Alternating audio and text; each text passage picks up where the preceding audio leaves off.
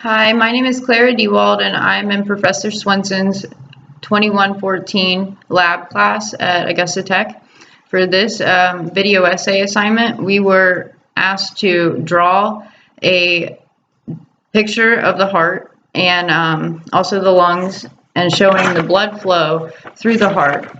We're supposed to trace the blood flow starting with the vena cava all the way through. This is my drawing.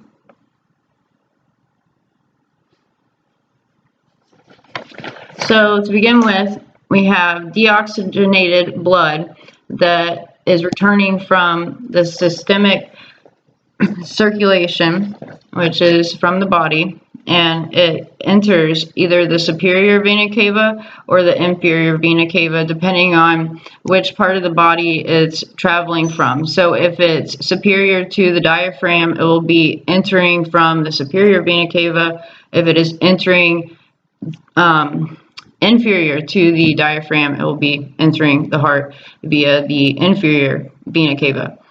Both the superior and inferior vena cavas enter the right atrium. From the right atrium, blood is pumped through the tricuspid valve, which is an atrioventricular valve. And I do apologize, my valves are not drawn the best, but I did try. And from there, it enters the right ventricle.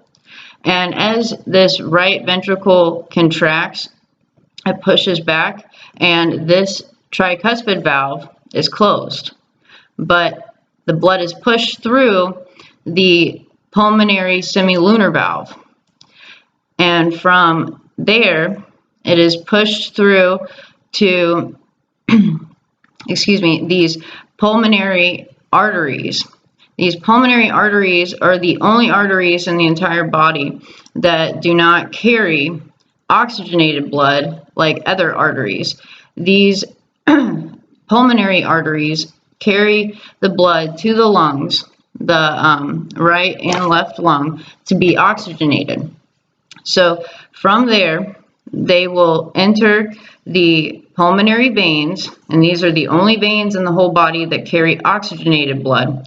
So you can see them on this side and this side, and they will enter the left atrium. The left atrium then sends it through the bicuspid or the mitral valve, whichever you choose to call it. It is also an atrioventricular valve. And then it enters the left ventricle of the heart. When the left ventricle contracts, this bicuspid valve will close, so no blood can come back into the the left atrium, but it is pushed through the aortic semilunar valve, which is right here, and from there it will enter the aorta.